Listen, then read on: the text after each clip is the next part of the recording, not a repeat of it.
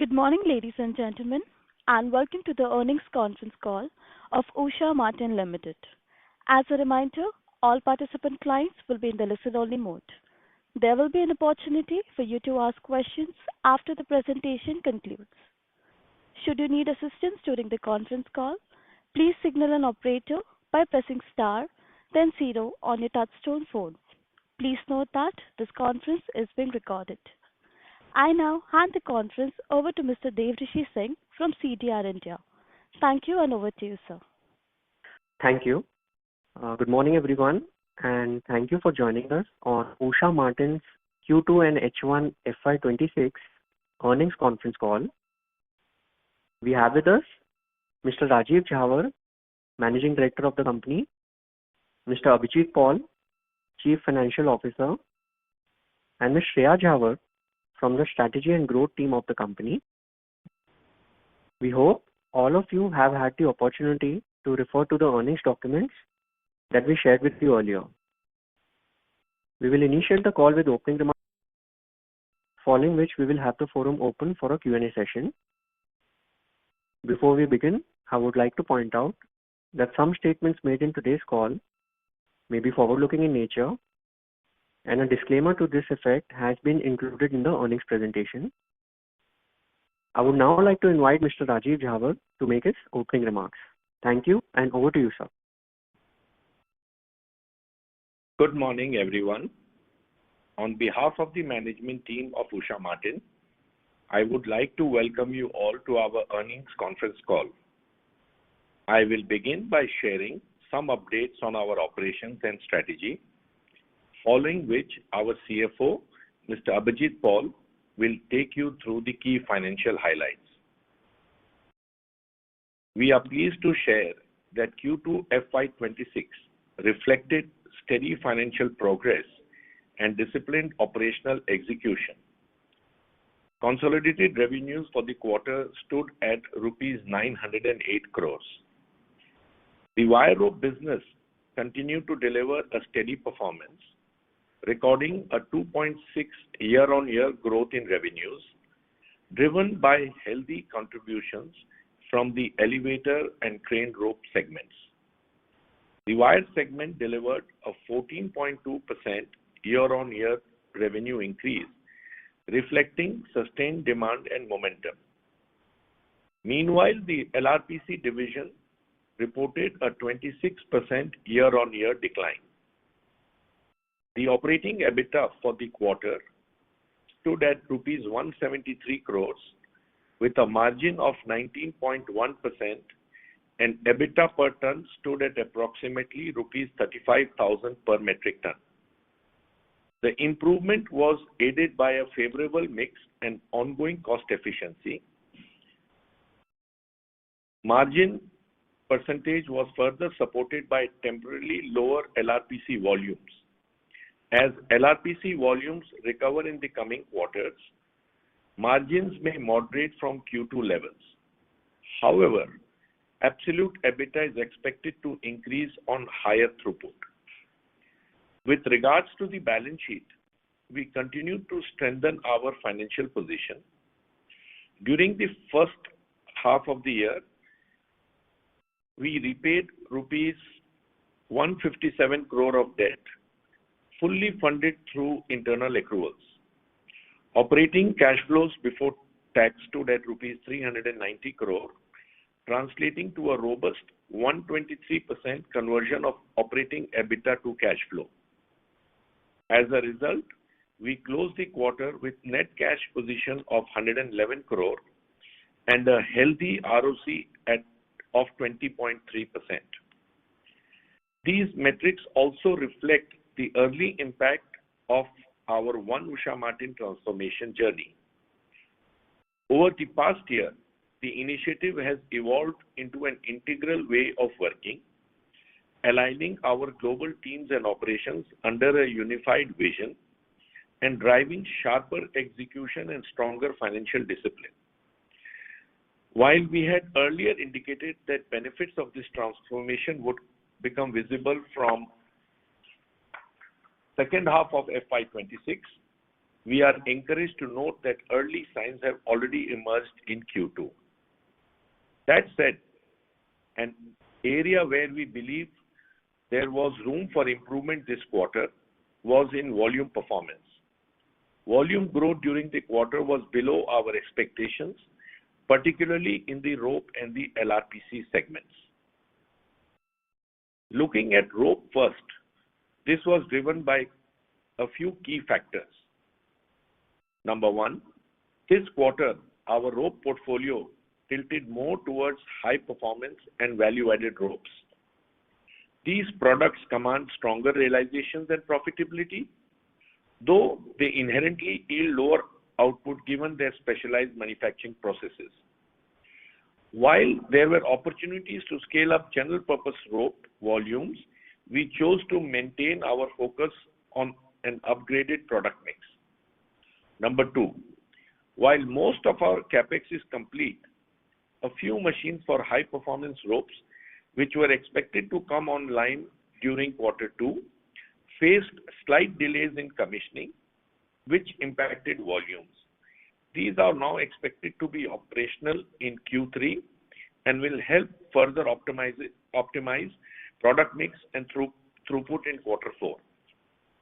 Number three, the domestic market volumes in rope were relatively subdued during the quarter versus last year's strong Q2 base, partly due to delayed monsoon and a softer demand environment.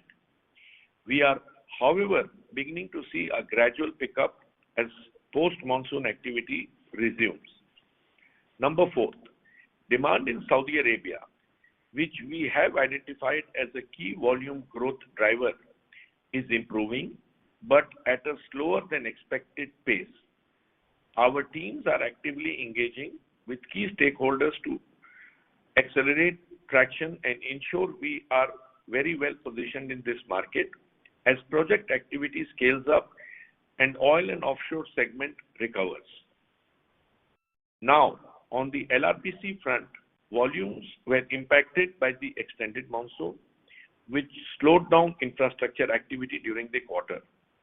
On the positive side, we are in the final stages of approval with a key customer for our value-added LRPC range. This milestone will enable us to expand our presence both in India and export markets in the coming quarters.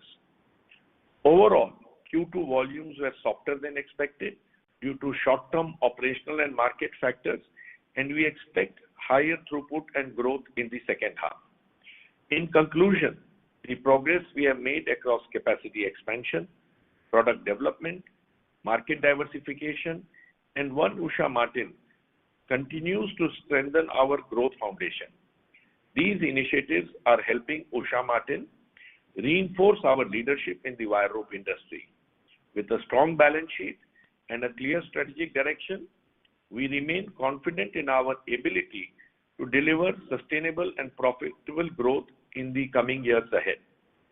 With this, I would like to now invite our CFO, Mr. Abhijit Paul, to present the financial highlights for the quarter. Thank you.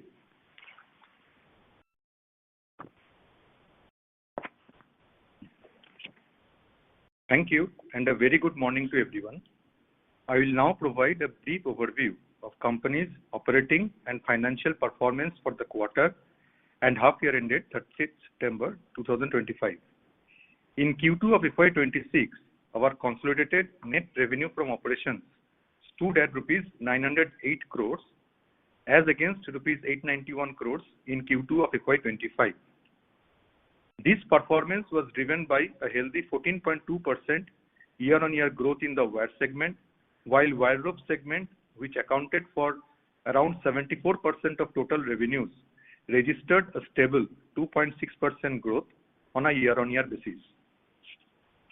Operating EBITDA at rupees 173 crores compared to rupees 161 crores in the same quarter last year, with margins improving to 19.1% from 18%. Net profit from continuing operations for Q2 FY26 stood at rupees 128 crores, up from 109 crores in Q2 of FY25.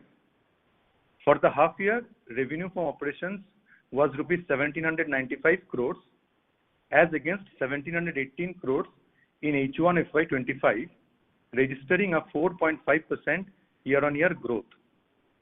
Operating EBITDA rose to rupees 318 crores compared to rupees 315 crores in the same period last year, while PAT from continued operations improved to rupees 228 crores versus rupees 213 crores in H1 of FY25. During the quarter, we recognized an expense of rupees 17.8 crores towards additional expenditure likely to be incurred related to transfer of certain land parcels to Tata Steel relating to erstwhile sale of steel division. The same has been reported under discontinued operations. We would like to mention that our operating cash flow will not be impacted due to this, as we have amount receivable from Tata on this account. We would like to highlight that overall fixed expenses have reduced significantly compared to last year, driven by various initiatives under the One Usha Martin program. These include the establishment of a shared back office in India, optimization of treasury operations across group companies, centralized negotiations with vendors, and an increased focus on cost awareness across the organization. As a result of these efforts, we were able to reduce our fixed expenses by more than 10% compared to FY25. On the balance sheet front, overall net working capital has reduced by over 108 crores from the peak of December 24 due to improved net working capital management. While the absolute level has come down, working capital days have increased primarily due to higher base in September 24, as the metric is calculated using average net working capital over the past 12 months. Free cash flow for H1 FY26 was 229 crores, which helped us to reduce our debt significantly. Gross debt decreased from 338 crores in March 25 to 181 crores as on September 25. This has helped in meaningful reduction of finance cost. To conclude, the strategic groundwork laid under One Usha Martin transformation, together with our disciplined financial approach, continues to strengthen the company's foundation for sustainable growth. With steady demand across key markets, improving cost competitiveness, and robust balance sheet, we are confident of delivering a stronger performance in second half of FY26.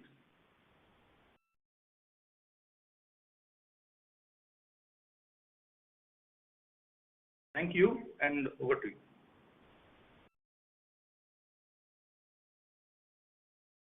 Hello. Thank you very much. We will now begin the question and answer session. Anyone who wishes to ask a question may press star and one on the touchtone telephone. If you wish to remove yourself from the question queue, you may press star and two. Participants are requested to use handsets while asking a question. Ladies and gentlemen, we will wait for a moment while the question queue assembles. The first question is from the line of Bala Subramanian from Arihant Capital. Please go ahead. Good morning, sir. Thank you so much for the opportunity. So my first question, we have delivered a 19.1%. It's an impressive margin. It's majorly led by lower sales in that lower margin LRPC segment. Whether when this LRPC sales normalize, what is the sustainable EBITDA margins for the core business? And how much of the recent margin expansion is structural, especially from the product mix, cost savings versus cyclical in terms of raw material prices? I think earlier you have guided 18% margin in FY26 and 19 to 20% margin in FY27. If you could elaborate more on in terms of product mix shift and operational leverage from new capacities and cross-cost savings and net impact of geographic mix in terms of contribution. Thank you for your question. As we mentioned in our opening, the production was lower in the quarter expected to improve in the coming quarters. So our overall EBITDA will definitely go, whereas the absolute numbers of per ton may reduce. This is the consistent line from our previous quarters also. This is point number one. Point number two, as our CFO mentioned, the 35,000 rupees per metric ton or 19.1 is a result of also the One Usha margin, which has helped us. The initiatives helped us to reduce our fixed cost by approximately 10% over the previous year. So that has also contributed. So it's a mix of the LRPC as well as advantages getting from One Usha margin cost optimization. That is definitely helping us. Going forward, as we see the volumes getting ramped up in the wire rope segment, including product mix improvement, which is part of our constant endeavor, we should be able to meet our earlier projections that we would maintain those EBITDA numbers as you articulated. So we are on line to achieve those numbers even in the coming quarters. Okay, sir. So my second question, the share of international business has been increased to 58%. Which specific geographies like Europe, Americas, or APAC are driving this growth? And which are the key target markets for the future? And are you seeing any signs of demand softness in your key international markets? And secondly, you mentioned about flexibility to shift production to the UK to mitigate US tariffs. But right now it seems not cost effective. What is the EBITDA margin differential between supplying the US from India and Thailand versus UK? And what level of tariff or change in cost structure would make the shift to UK production happening in maybe in future? Thank you for your question. So in terms of the international market, which is now 58% of the total top line, the growth has been driven primarily by Europe and US. Europe is now 28% of our total top line, and the Americas, so US as well as Canada, Latin America, that combined is 9%. So both of them have contributed to our growth. Firstly, with regards to the US market, our performance, both in terms of top line and bottom line, have been better in one compared to last year. In terms of the tariffs, shifting production to the UK is something that we have not done, and it's not something that is in our pipeline right now. The tariffs have largely been passed through to the end customers. So, what's happening in the end market is overall price levels have gone up, but it has not, it has minimally impacted our margins, little or no impact, I would say. Secondly, in the US, in terms of the demand momentum, what you asked, we have won some new customers as well as contracts, which we were able to secure earlier this year. Because of that, we have quite a good and stable order flow in the region. And like I said, US is one part where, of course, there is still uncertainty. So far, we've managed it well, but our goal is that in the Americas, we also look at Canada, Latin America, whether it's Brazil, Chile, Peru, Mexico, those as important markets as well, which will help us grow our overall share in that region. Secondly, when it comes to the European market, as you mentioned, the integration of, and the model changes in Brunton Shaw that happened over the last year have helped us, and the direct shipments from India, from our Ranchi facility to Brunton Shaw has started. That's made us more competitive, helped us reduce our lead time as well, which is translating into overall better order flow and helping us win new customers as well as serve our existing customers. The demand momentum is fairly stable to positive, I would say. We are seeing demand pick up in certain regions, whether it's the industrial sectors, crane and offshore is stable. Our target now in the European market going forward is that right now, through our service centers in De Ruyter, in Netherlands, we have a strong presence in that market, as well as, the Aberdeen North Sea area with EMM as a service center. But we feel that, Europe is a big market, and each of these countries are a market of its own, and there is a lot of scope and opportunity for further expansion in the European market. Okay, madam. So my last question, the new competition is coming from mining printers and high-value wires. Beyond R&D and customer engagements, what are our strategy to product or margins and market share, and what are the strategies to tackle those competitions? And is there any risk of margins, especially in that high-value wires, because of this competition? Competition will always be there, and I think it's a healthy competition where each one of us in the global market continue to upgrade our products and our offerings to the market. And we are constantly working with our team in Europe as well as our team in India to constantly upgrade and improve our product mix and live performance of our ropes as per the customer requirements. And we are happy to say that we are making steady progress on this. On the various product lines of whether it's mining, crane, elevators, we are constantly upgrading our products based on the needs of the customer, and that is helping us to ensure that we stay ahead of competition and keep on meeting the higher standards and expectations of the customer. Thank you. Got it, sir. Thank you. Thank you. The next question is from the line of Aman Kumar from AK Securities. Please go ahead. Yes, sir. Good morning, sir. Sir, first of all, I would like to congratulate the management for delivering steady numbers this quarter, despite very heavy rainfall in most part of the country and a very challenging international business environment. And the second thing which I want to congratulate the management for the very high cash flow, and the company has become a net cash positive company, which is really very commendable. Sir, in the previous person who has asked the question, so I want to understand that really we are seeing very good traction in the US market despite these tariffs, and previously the European market was challenging, so we are seeing good traction in the European market because that is a very big market for us.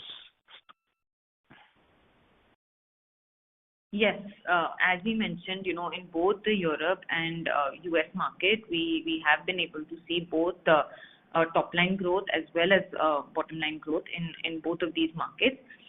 In the US, particular, even though with the tariffs, there are tariff headwinds and there's still some uncertainty, but we are quite sure with our healthy order book for H2, we are quite confident that this is a market in the near term that we will continue to do well. And for the long term, we're constantly working on whether it's new OEM approvals, whether it's strengthening our mining presence, trying to secure more contracts.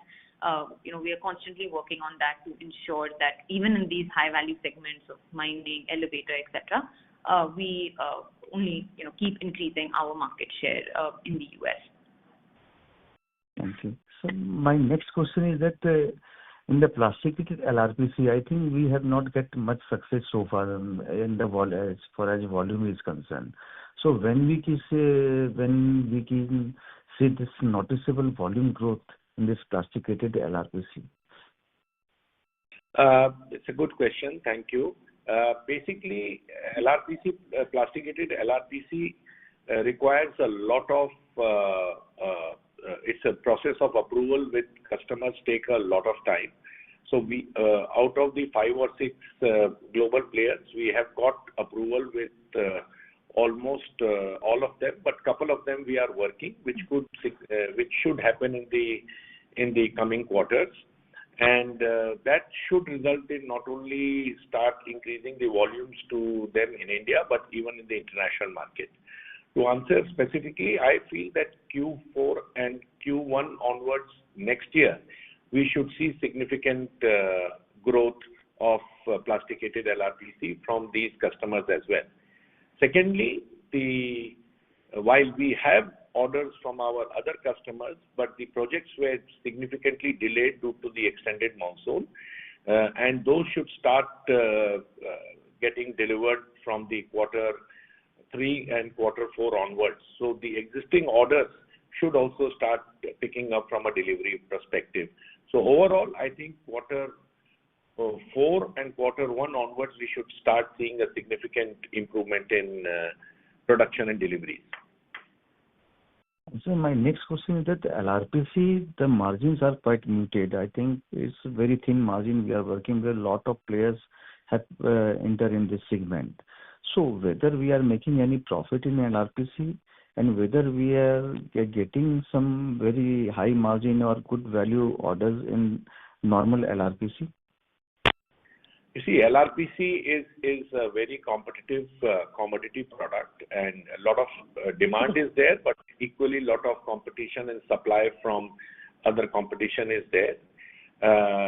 The margins have definitely come down, but I would say that still it is profitable, and we expect these volumes to continue to do better in the coming quarters with a positive margin, not the high margins of what earlier, but it continues to be profitable.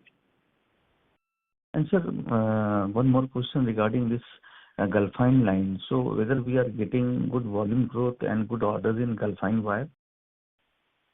I'm happy to say that the Galfan or the Galstar line, as our product is named as Galstar, is continuing to. We have been able to get approvals from most of our customers.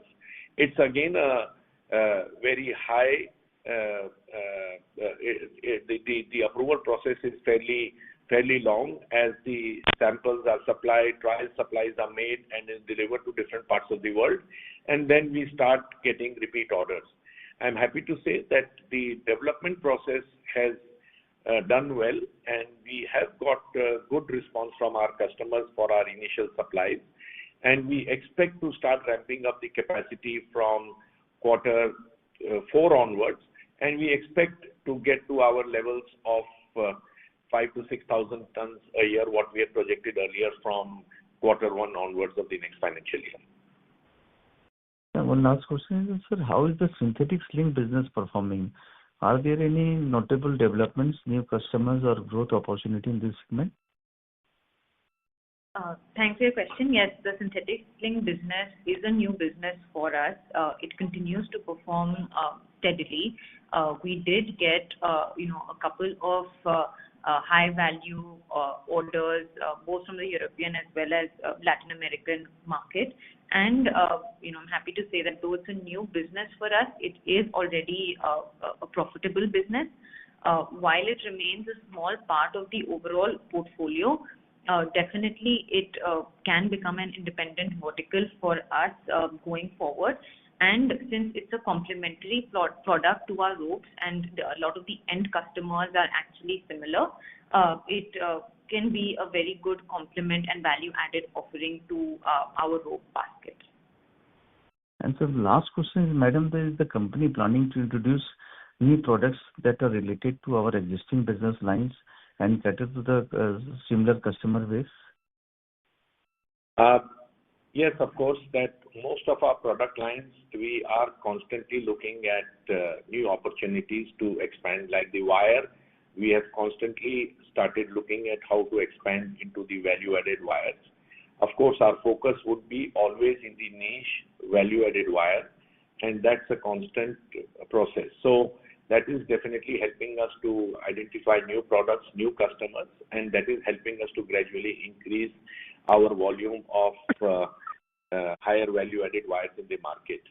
Similarly, on the ropes, of course, we are present in mostly all the segments, but we are constantly looking at upgrading our portfolio within these segments and trying to introduce new variants to the customers, be it mining, be it elevator, be it the crane ropes for different applications. And this is a constant part of our constant part of our activity, because that is the only way we can continue to increase the share of our value-added products and stay ahead of competition. And I'm happy to say that in most of these areas, we have been able to constantly improve our mix and thereby helping us to continuously keep on increasing the share of specialized ropes within our wire rope portfolio. Thank you, sir. This is from my side. Thank you. Thank you. The next question is from the line of Mayank Bhandari from Asian Market. Please go ahead. Thanks for the opportunity. My question is particular to steel wire segment. So what would be your EBITDA per ton in the steel wire currently? So, typically look at our EBITDA per ton on an overall basis, not really break it up between rope wire and LRPC, since a lot of the capacities are fungible. But if we have to give a ballpark, it would be around 10,000 rupees per ton.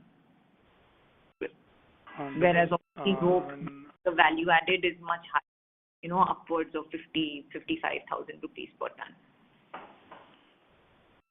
So is the EBITDA per ton improving in this wire segment in last 2-3 years? If you could highlight some of the trend there. I think it is more a focus to maintain the EBITDA per ton in this segment and try to keep on increase our portfolio and volumes. So I think the focus is to at least keep maintaining this at 10,000 or around that range, and to keep on increasing the volume, which we have seen in the previous few quarters. And this trend would even continue going forward, the increase in trend and increasing of these value added. But I don't think we are expecting to see that 10,000 going dramatically up or down.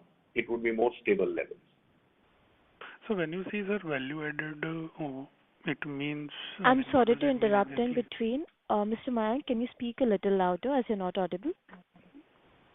Sir, when you say value-added product, if you could highlight which sectors these value-added products will cater to increasingly. Yeah, like Galstar is there. There are certain higher spring wires for the auto sector or some wires for the transmission line business. So, and some non-roping wires, some roping wires to our international divisions also. So these are the various sectors which we generally operate as far as the wire segment is concerned. Okay, and if I were to talk about volume growth, what is your target of volume growth in this wire business particularly? In the wire business, as we mentioned earlier, our objective is to gradually take it up gradually up to 100,000 tons over the next 2 to 3 years. And that is something which we are constantly working, and we should be able to hopefully work to our plan to achieve that. So lastly, if I were to ask, can you highlight something on the competition in this wire segment? I mean, how is the competition behaving in this segment, and is the capacity increasing in the industry? How is the pricing power playing out to be? Wire segment is a much larger segment compared to the rope business globally. It could be 10-15x compared to the rope business. And there are quite a few different players, both in the domestic and international market. Some work on high volume, low margin business. Some work on niche products with decent margins, and where the volumes may not be very high, but these require higher quality, not the commercial quality. So Usha Martin wants to focus. I can only talk about where Usha Martin wants to focus. We want to focus on the range where they have some technical special needs and requirements, which could ultimately help us in getting better realization, rather than looking at pure commercial products which could have higher volumes and practically very low margins. So we would like to operate in this market, and the competition will always be there, like we have in the wire rope business also globally here, and each one of us want to maximize in that way. So I can only talk about ourselves, that we are on course to upgrade our volumes and increase our volumes in this, and at the margin levels what we indicated earlier. Sure, sir. Thank you very much. Thank you. The next question is from the line of Sahil Doshi from ThinkWise. Please go ahead. Hi, good morning, and thank you for the opportunity. Firstly, sir, I would like to comment. I think it's a fabulous job done on the balance sheet and the cash flow side. Just taking that forward, sir, just wanted to understand incrementally as we have become debt-free and we start generating significant amount of cash flow, how should we think about these cash flow or the use of cash over the next 2 to 3 years? Good question. I think that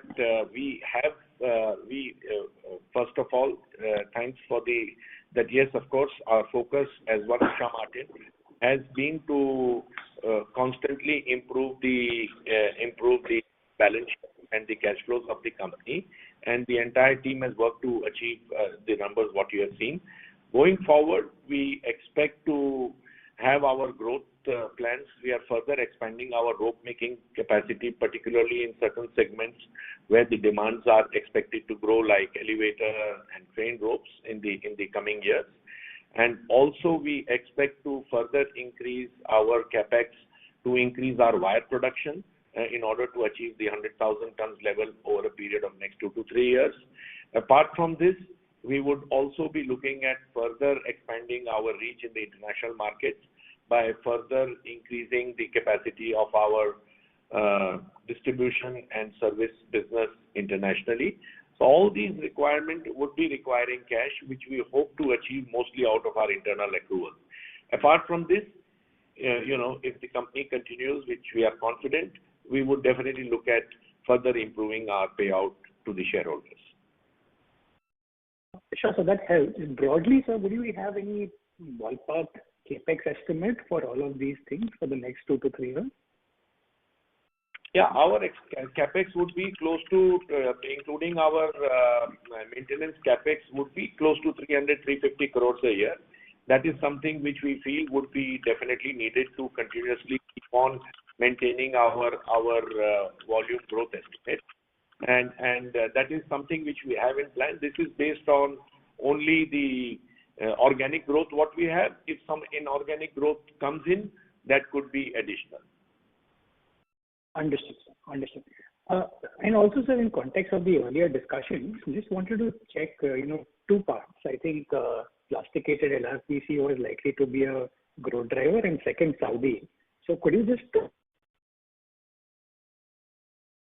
Sorry, can you come again? In the first half, and also how much... Mr. Sahil? Sorry, we couldn't hear your question. Please, can you come again?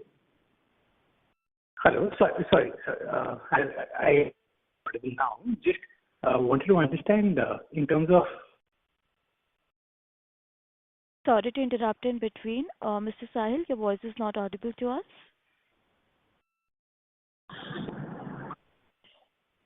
Hello? Yes, sir. Please Hello. proceed. My apologies, some issue here at my end. I will repeat the question. So I just wanted to understand in terms of plasticated LRPC, what will be the volume in H1? And similarly for Saudi, how much have we done this year? Saudi is, we don't look at individual sectors. We don't look at, because Saudi is part of our Middle East, part of this Middle East. And as we mentioned that the supplies have been, or the demand has been fairly muted in this quarter, in the last 2 quarters. And and this is part of our consolidated BW, our Brunton wire business. But it is expected to grow in the coming quarters. Our LRPC plasticated has been an average of just around 200 tons a month, which is fairly low because of the extended monsoon and although we have orders in hand. And let's see how the projects work on site. Based on that only we get delivery orders and we are able to come in. So these are highly dependent on how fast the projects are getting executed. It is not a standard LRPC product which gets it's project specific based. So we hope that in the coming quarters we see a uptake in the demand from the projects which were slowing down due to monsoon. Sure, sir. And just lastly, just wanted to check, sir, we used to guide for 12 to 15% sustainable volume growth. It's been fairly 8-10 quarters where we haven't seen this kind of a number. So when do we see that kind of an environment coming back? As mentioned to you earlier, that based in my opening remarks, that based on the various projects and all those have been completed, with the balance getting completed in this quarter, we expect the volumes should start growing from H2 of this financial year, and hopefully with all these in place, and also depends on how the global markets demands continue. I think capability-wise, the factory would be able to push higher volumes, but a lot of it also depends on how the global markets also plan out in the coming quarters. We are optimistic, but let us see as the global situation improves. We are ready to push up the volumes should there be a little improvement in the uptake from the international markets. Sure, sir. Thank you so much and best wishes, sir. Thank you. Thank you. Thank you. A reminder to all the participants, you may press star and 1 to ask a question. The next question is from the line of Rajesh Majumdar from 360 ONE BNK. Please go ahead. Yeah, good morning, Rajiv ji, Shreya and Abhijit. I just wanted to ask you a couple of questions. One was on the Kedarnath ropeway project and the other ropeway projects that are coming online now. What is our status in terms of the tenders here? Because we had got some approved status now in the domestic ropeway projects. Are we seeing any traction there, or are we going to get any chunk of this ropeway projects? These projects have just started, the process of, they have just been awarded the contract. We are working on a couple of projects where we hope that we should be able to get some orders which are in advanced stages of implementation. But some of these projects are still a few years away, and wire rope is probably the last leg of the requirement. So like the Kedarnath project, what we hear takes 7 to 8 years to get operational. So wire rope would be in the last stages. Of course, we are in touch with all the various project owners, and we are constantly in dialogue with them to see how we could become a part of their project. Okay. So these are still some time away, according to, in terms of giving any meaningful contribution for us. Absolutely.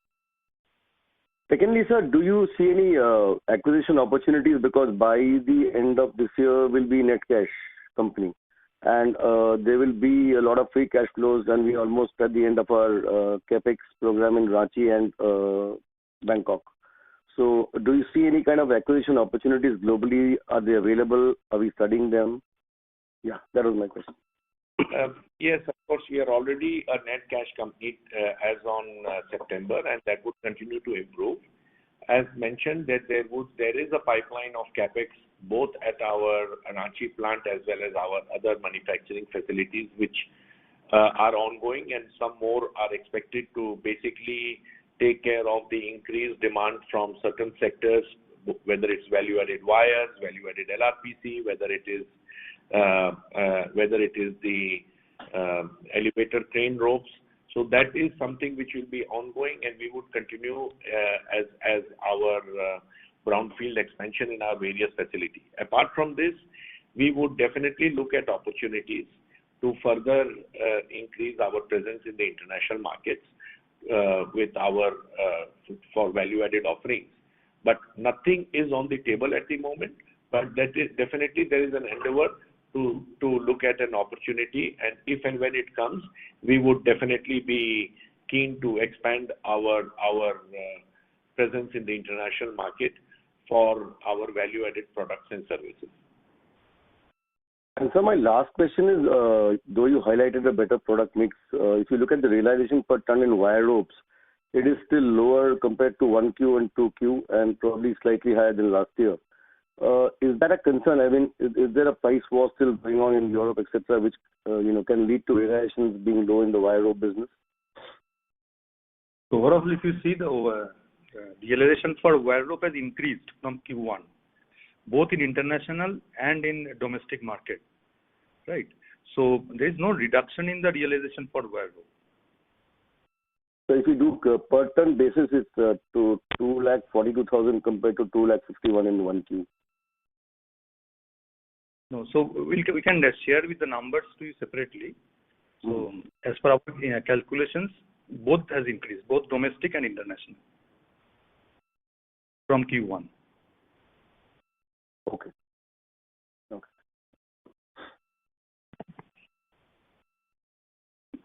Thank you. The next question is from the line of Aditya Arora from P4 Capital. Please go ahead. Good morning, Rajiv ji, Shreya and Abhijit. Firstly, congratulations on an amazing performance despite all the headwinds, especially on the balance sheet and the margin front. I just had two questions. One was a follow-on question to the previous participant. How are you seeing the competitive intensity in Europe? And the second was in terms of, there's a lot of initiatives taken by the government of India on shipbuilding. Just wanted to understand how are we positioned in marine shipyard segment in terms of being able to capture the new shipyards, port expansion, inland waterways segment, both in terms of product itself and approvals. Good question. As far as the shipyards are concerned, Usha Martin is very strong in our product portfolio of shipping, not only across all the continents, and we are supplying to quite a large amount of the shipping liners through our various subsidiaries and through our dealers in India. And that is something which we will continue to do so. We are in touch with all the various shipyards in the country, as well as the new shipyards coming in different parts, both, and we are not only in the shipyards, but also in the ports, where we consider these two as part of a common group of portfolio of products. And we are fully geared with all the approvals as well as the entire product offerings to be able to serve to these customers. And as these projects starts coming up, we are well positioned to take our share in this market.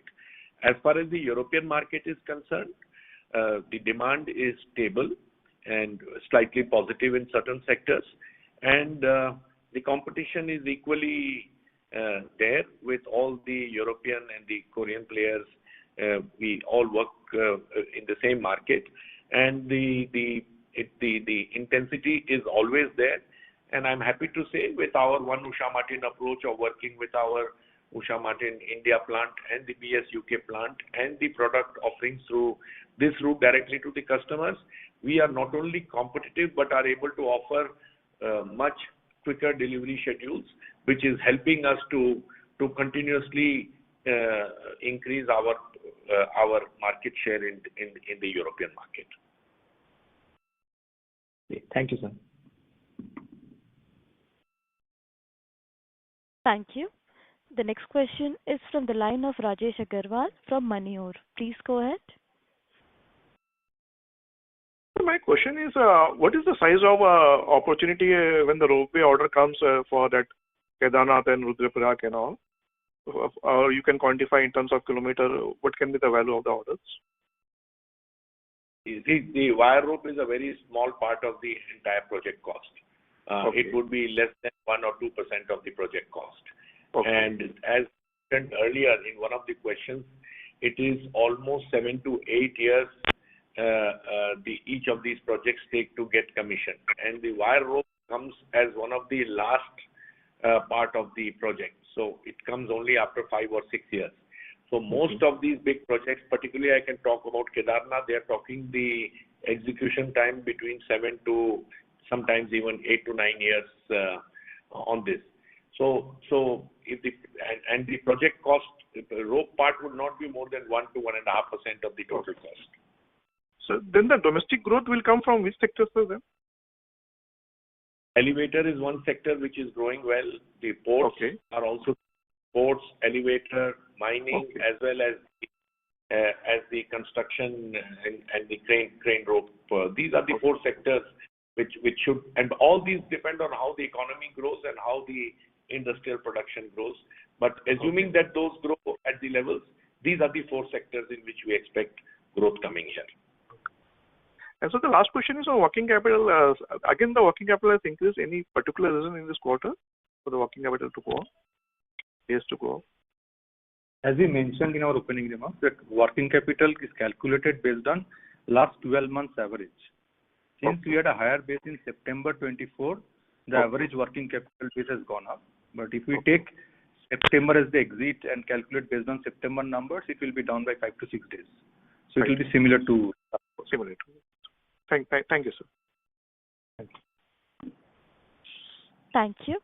The next question is from the line of Aman Kumar from AK Securities. Please go ahead. Sir, one last question is that regarding the cable bridges over the rivers. So how big this opportunity is? I think it's a big opportunity going forward. Yeah, these are all project related businesses, and as India is expanding its river connectivity, as well as some of these big metro cities are connecting the coastal roadways, this is a good opportunity, and we are well positioned to be it any lock coil bridges coming or any of these LRPC plasticated or any of these suspension bridges, any types of offerings in terms of ropes, and we are well positioned. But all these, we expect the demand to be good, but it is also important to understand how these projects get implemented in the country. And we are ready to be part of any of these projects, and we have mostly all the approvals except a couple of LRPC customers where plasticated, where we are in the process of final stages of approval. Okay, sir. Thank you.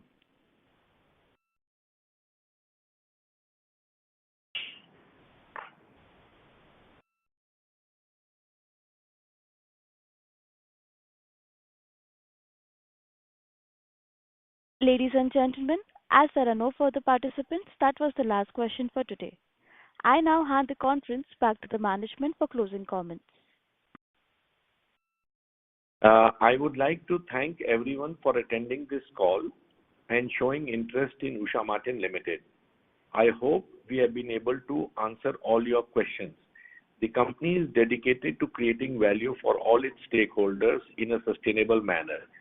Should you need any further clarification or would you like to know more about the company, please feel free to reach out to us or to CDR India. Thank you once again for taking the time to join us on this call, and see you all in the next quarter. Thank you. Thank you very much. On behalf of Usha Martin Limited, that concludes this conference. Thank you for joining us today, and you may now disconnect your lines.